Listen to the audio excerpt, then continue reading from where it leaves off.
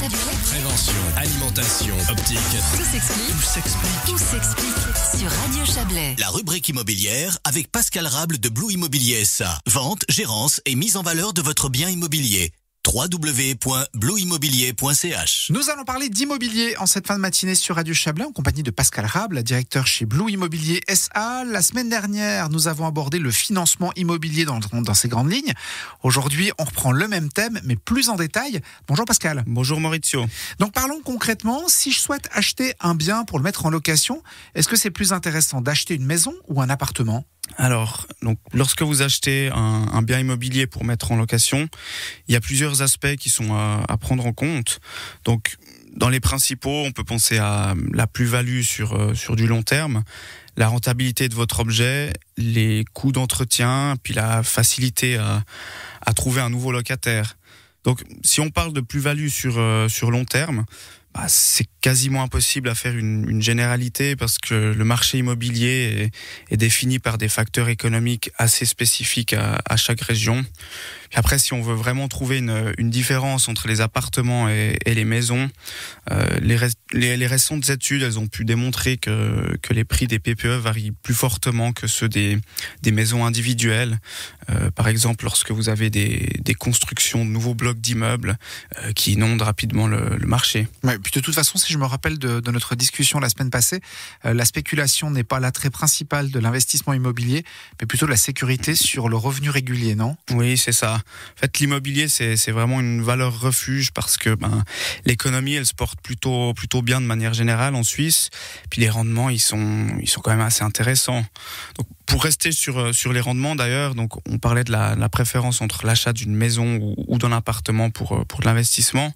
Alors les appartements sont souvent plus intéressants en termes de rendement, c'est-à-dire que pour le même prix d'achat entre une maison et un appartement, le loyer que vous allez encaisser sera plus élevé pour votre appartement.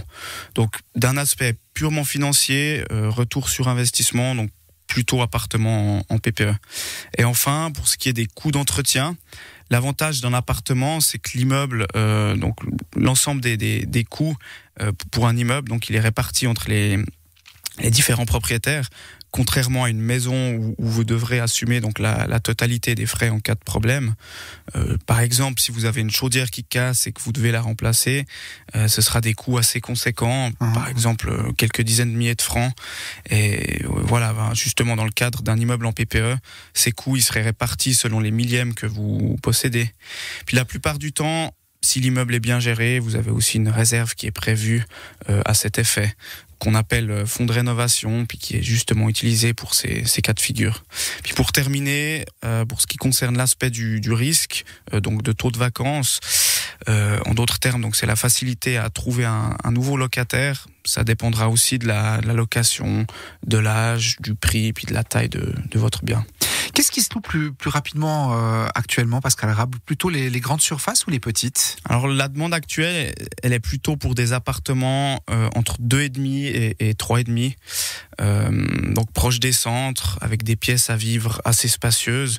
Ça se loue plus rapidement, mais après les locataires restent en moyenne moins longtemps que dans un 4 pièces et demie ou plus, qui sont plutôt destinés, eux, à des familles qui souhaitent la stabilité. C'est vrai que les appartements plus petits sont plutôt destinés à des jeunes couples ou des étudiants, donc qui restent moins longtemps. Mais après, ces appartements conviennent aussi à des couples à la retraite qui, eux, souhaitent s'installer sur du long terme. Donc, c'est vraiment analysé au cas par cas en fonction des caractéristiques de l'appartement. Après, comme on dit, c'est mieux de pas mettre tous les œufs dans le même panier.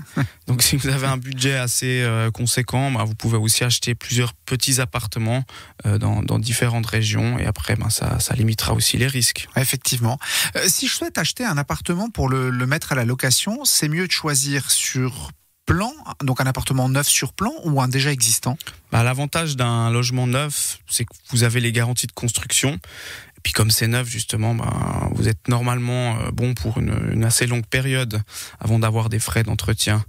L'avantage aussi, c'est que votre logement bénéficie des tendances actuelles en termes de goût et d'aménagement. Ouais. Il sera plus facile de louer.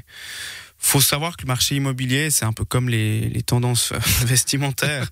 Ça évolue au fur et à mesure des années. Et puis, quand on regarde ce qui était à la mode par exemple dans les années 80 et aujourd'hui, ça n'a plus rien à voir. Pour vous donner un exemple, à l'époque, on privilégiait les cuisines fermées avec des plus grandes chambres mais très petites, puis une salle de bain, c'était souvent suffisant pour un logement de 4 ou 5 pièces. Aujourd'hui, c'est plutôt des cuisines ouvertes sur l'espace de vie, avec une grande surface. Puis pour un logement de 5 pièces, vous aurez souvent 2 salles de bain avec un WC visiteur en plus. Ouais. Donc après, je dis pas que tous les anciens logements ne peuvent pas trouver preneur, bien au contraire. C'est juste que suivant les typologies d'appartements, il faut parfois prévoir que les loyers doivent baisser pour éviter qu'ils restent vacants trop longtemps. Surtout s'ils se situent dans une région où vous avez beaucoup de logements qui se sont construits ces dernières années. Mais vous pouvez aussi très bien faire une bonne affaire en achetant un appartement déjà existant, bien entendu. Puis après, vis-à-vis du prix aussi, un appartement déjà existant sera meilleur marché. Et en plus, c'est plus facile de négocier un prix d'achat pour un logement existant que pour une vente sur plan, où là, il n'y a pas vraiment de marge de négociation. Puis encore, pour rester sur les termes financiers, quand vous achetez un appartement donc sur plan, votre retour sur investissement n'est pas immédiat et vous devrez même payer des intérêts intercalaires pendant la durée de construction. Alors que si vous achetez un appartement déjà loué, le rendement est immédiat. Ouais. C'est aussi un point à prendre en compte. Effectivement. Est-ce qu'il y a des solutions pour ceux qui voudraient investir dans l'immobilier mais qui ne remplissent pas les critères pour se faire financer par une banque ? Alors oui, vous avez ce qu'on appelle les fonds immobiliers.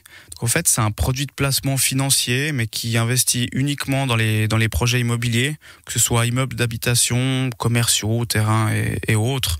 Donc en fait, c'est comme si vous investissiez dans la bourse, mais c'est vraiment basé sur l'immobilier local, donc c'est assez sécuritaire, avec des rendements de quelques pourcents.